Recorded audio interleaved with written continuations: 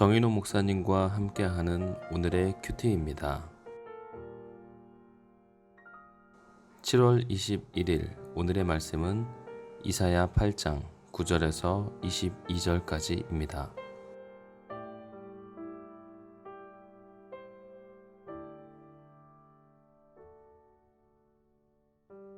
너희 민족들아 함성을 질러보아라.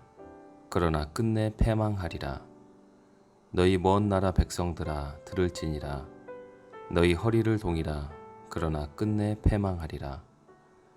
너희 허리에 띠를 띠라. 그러나 끝내 패망하리라. 너희는 함께 계획하라. 그러나 끝내 이루지 못하리라. 말을 해보아라. 끝내 시행되지 못하리라. 이는 하나님이 우리와 함께 계심이니라. 여호와께서 강한 손으로 내게 알려주시며 이 백성의 길로 가지 말 것을 내게 깨우쳐 이르시되, 이 백성이 반역자가 있다고 말하여도 너희는 그 모든 말을 따라 반역자가 있다고 하지 말며, 그들이 두려워하는 것을 너희는 두려워하지 말며 놀라지 말고, 만군의 여호와 그를 너희가 거룩하다 하고 그를 너희가 두려워하며 무서워할 자로 삼으라. 그가 성소가 되시리라. 그러나 이스라엘의 두 집에는 걸림돌과 걸려 넘어지는 반석이 되실 것이며, 예루살렘 주민에게는 함정과 올무가 되시리니 많은 사람들이 그로 말미암아 걸려 넘어질 것이며 부러질 것이며 덫에 걸려 잡힐 것이니라. 너는 증거의 말씀을 싸매며 율법을 내 제자들 가운데서 봉함하라. 이제 야곱의 집에 대하여 얼굴을 가리시는 여호와를 나는 기다리며 그를 바라보리라. 보라, 나와 및 여호와께서 내게 주신 자녀들이 이스라엘 중에 징조와 예표가 되었나니 이는 시온산에 계신 만군의 여호와께로 말미암은 것이니라. 어떤 사람이 너희에게 말하기를 주절거리며 속살거리는 신접한 자와 마술사에게 물으라 하거든 백성이 자기 하나님께 구할 것이 아니냐, 산 자를 위하여 죽은 자에게 구하겠느냐 하라. 마땅히 율법과 증거의 말씀을 따를지니 그들이 말하는 바가 이 말씀에 맞지 아니하면 그들이 정녕 아침 빛을 보지 못하고 이 땅으로 헤매며 곤고하며 굶주릴 것이라. 그가 굶주릴 때에 격분하여 자기의 왕과 자기의 하나님을 저주할 것이며, 위를 쳐다보거나 땅을 굽어보아도 환난과 흑암과 고통의 흑암뿐이리니 그들이 심한 흑암 가운데로 쫓겨 들어가리라. 아멘. 오늘 말씀의 제목은 우리의 영원한 안전 보장입니다. 이사야서 7장부터 12장은 임마누엘서로 불립니다. 이 부분은 주로 아수르의 압제 중에 나타나는 구원의 표징으로서 임마누엘이 예언적으로 다루어지고 있습니다. 현재 유다는 아수르의 압제 아래 약탈을 당하는 위기 상황에 처하게 되었습니다. 이는 시리아와 에브라임 동맹군의 침입을 받은 유다 왕 아하스가 하나님의 말씀을 의지하지 않고 아수르 왕 디글랏 빌레셀에게 군사적 도움을 청하여서 난국을 극복하려고 했기 때문입니다. 아하스의 요청으로 아람과 다메섹을 정복한 아수르는 그 여세를 몰아 유다까지 정복하려고 시도했습니다. 먼저 안전보장이 되시는 하나님을 살펴보겠습니다. 하나님은 임마누엘이 되십니다. 8절 말씀을 보겠습니다. 흘러 유다에 들어와서 가득하여 목에까지 미치리라. 임마누엘이여 그가 펴는 날개가 내 땅에 가득하리라 하셨느니라. 아수르에 의한 유다의 약탈은 목에까지 물이 찰 정도의 극심한 홍수 상태로 비유되었습니다. 디글랏 빌레셀의 군대는 몇 년 안 되어서 유다의 넓은 지역을 파괴하고 예물뿐만 아니라 곡물까지 바칠 것을 요구했습니다. 그러나 더 큰 피해는 그 후대의 왕, 특히 산헤립 때에 이루어졌습니다. 이런 아수르의 침공이 예언된 가운데서 임마누엘이 등장합니다. 히브리어 원문에는 이 말이 문장 맨 뒤에 놓여 있습니다. 선지자의 눈은 다시 임마누엘로 향합니다. 이는 범람하는 물결이 거의 목에 차고 새의 편 날개가 온 땅을 덮는 것처럼 유다 전역에 물에 잠긴 듯한 위급한 상황 속에서 구원의 희망이란 오직 하나님께 있기 때문입니다. 임마누엘에게 있기 때문입니다. 이 소망스러운 이름을 기점으로 선지자의 어조와 전망은 일변합니다. 비록 일시적인 역경을 만난다고 할지라도 궁극적인 승리와 구원이 하나님의 백성에게 임하게 될 것을 예언합니다.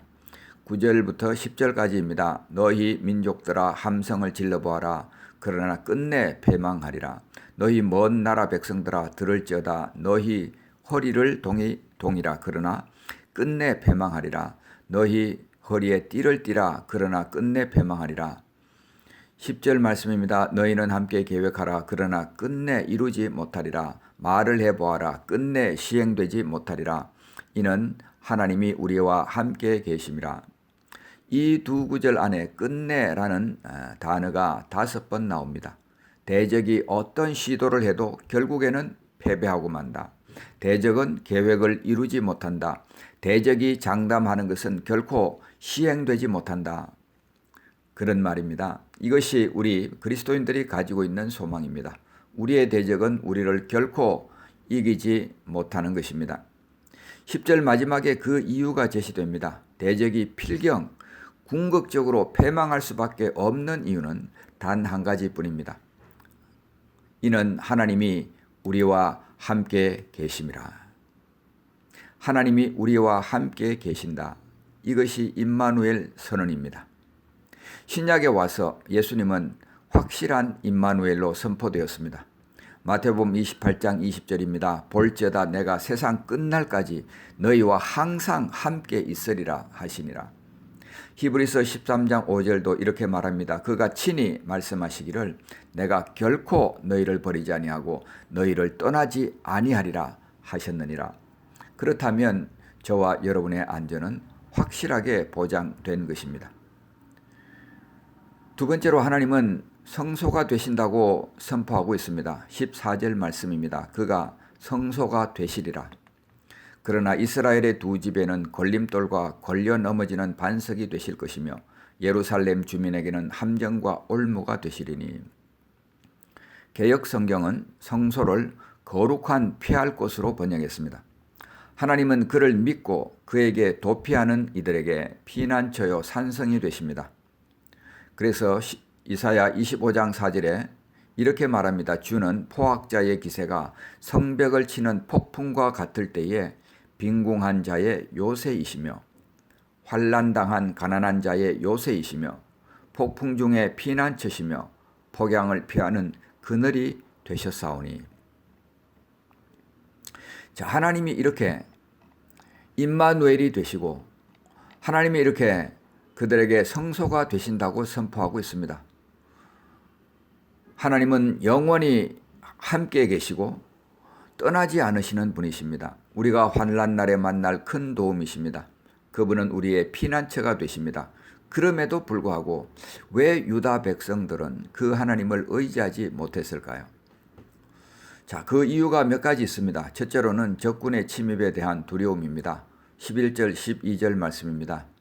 여호와께서 강한 손으로 내게 알려주시며 이 백성의 길로 가지 말 것을 내게 깨우쳐 이르시되 이 백성이 반역자가 있다고 말하여도 너희는 그 모든 말을 따라 반역자가 있다고 하지 말며 그들이 두려워하는 것을 너희는 두려워하지 말며 놀라지 말고.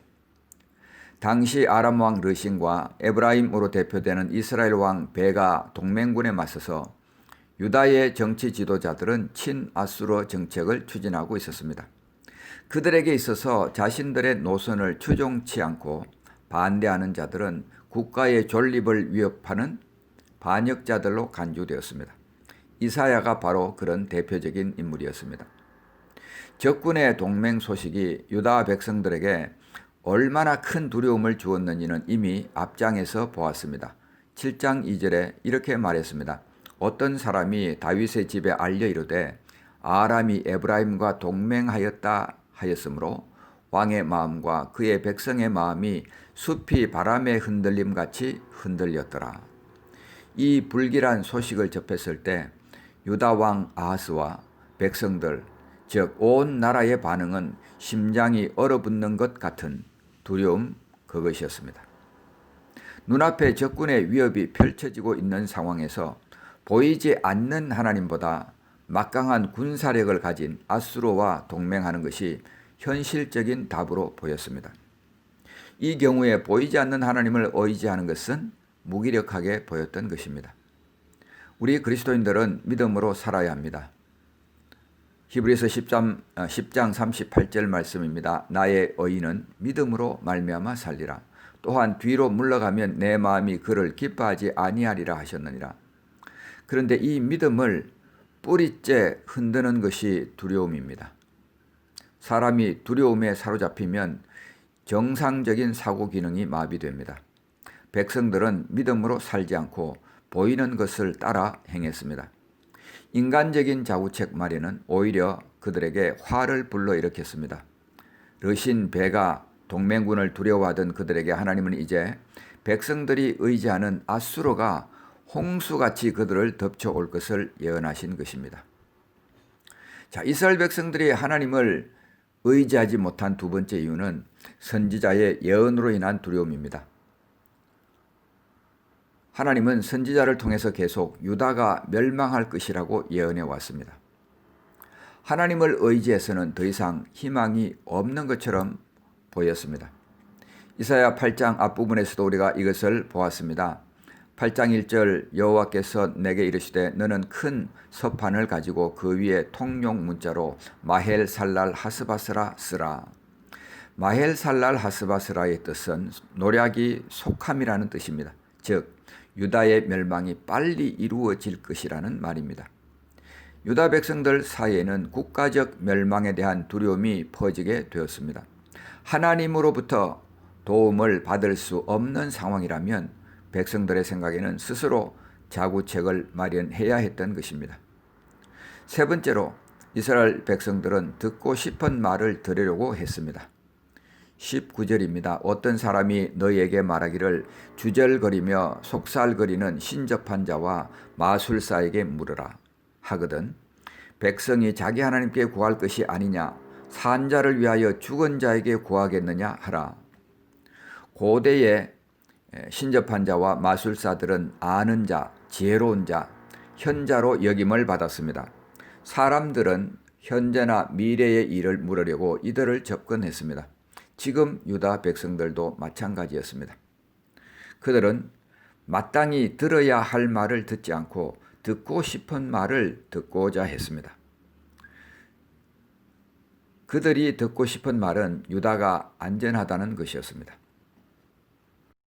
자, 여기서 우리가 살펴봐야 할 것은 새로워져야 할 시야입니다. 첫째, 하나님의 진정한 의향은 정화에 있다는 사실입니다. 하나님의 목적은 자기 백성의 멸망이 아니었습니다. 하나님은 오히려 자기 백성이 돌아오길 간절히 원하셨습니다. 하나님의 목적은 자기 백성을 깨끗하게 하는 데 있었습니다. 이사야서 4장 4절이 이미 이것을 우리에게 말해주고 있습니다. 이는 주께서 심판하는 영과 소멸하는 영으로 시온의 딸들의 더러움을 씻기시며 예루살렘의 피를 그 중에서 청결하게 하실 때가 됨이라. 하나님께서 심판의 예언 중에도 희망을 말씀하시는 이유가 여기에 있습니다. 우리는 이 장에 이르기까지 여러 가지 희망의 메시지를 보았습니다. 그늘에 숨기는 곳이 될 여호와의 싹에 대한 언급이 4장에 나왔습니다. 포도원을 향한 정성어린 돌봄이 5장에 나왔습니다. 그루터기를 남겨두실 것에 대한 예언이 6장에 나왔습니다. 그리고 우리가 보는 지금 7장과 앞으로 보게 될 12장까지 임마누엘의 약속이 하나님께서 이스라엘 백성들에게 주신 약속이었습니다. 자, 우리가 시야를 새롭게 해야 될 두 번째는 두려움의 뿌리가 불순종이라는 사실입니다. 신명기 28장 67절은 이렇게 말합니다.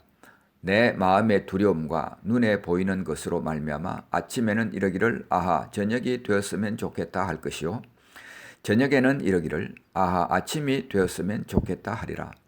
불순종하는 사람의 마음을 지배하는 것은 두려움입니다. 그 반대로 순종하는 사람의 마음을 지배하는 것은 담대함입니다. 그래서 잠언 28장 1절은 이렇게 말했습니다. 악인은 쫓아오는 자가 없어도 도망하나 의인은 사자같이 담대하니라. 하나님의 심판이 임하는 이유는 불순종 때문입니다. 우리는 불순종이 그리스도인의 삶에서 얼마나 많은 것을 잃게 하는지 알아야 합니다. 하나님은 임마누엘이요 피난처가 되시는 분이십니다. 그러나 불순종하던 이스라엘의 두 집 에브라임과 유다에는 그 하나님이 부딪히는 돌, 걸려 넘어지는 바위가 되었습니다. 사랑하는 성도 여러분, 자신의 내면에 존재하는 두려움의 뿌리가 무엇인지를 발견하고 그것을 해결해 나감으로써 임마누엘과 피난처가 되시는 주님 안에서 영원한 안전 보장을 누려나가시기를 주님의 이름으로 축복합니다. 기도하겠습니다. 하나님 아버지, 르신과 베가의 동맹 소식을 듣고 두려움에 사로잡힌 유다 백성들은 아수르에게 도움을 청했습니다. 올바른 해결책이 아니었습니다. 신접한 자와 마술사에게 물으려고 했습니다. 그것도 올바른 해결책이 아니었습니다. 하나님 아버지, 오늘 우리들에게 우리의 마음을 지배하고 있는 두려움의 뿌리가 무엇인지를 제대로 알게 하여 주옵소서. 그리고 그 두려움의 뿌리를 해결할 수 있는 용기를 허락하여 주시옵소서. 그리하여서 주님께서 선포하시듯이 임마누엘, 영원히 우리와 함께 하시는 하나님, 그리고 성소가 되시고 피난처가 되시는 그 주님 안에 있는 영원한 안전보장을 누려갈 수 있게 하여 주옵소서. 예수님의 이름으로 간절히 기도하옵나이다. 아멘. 묵상을 위한 질문으로 자신의 삶을 돌아보며 기도하는 시간을 가지겠습니다.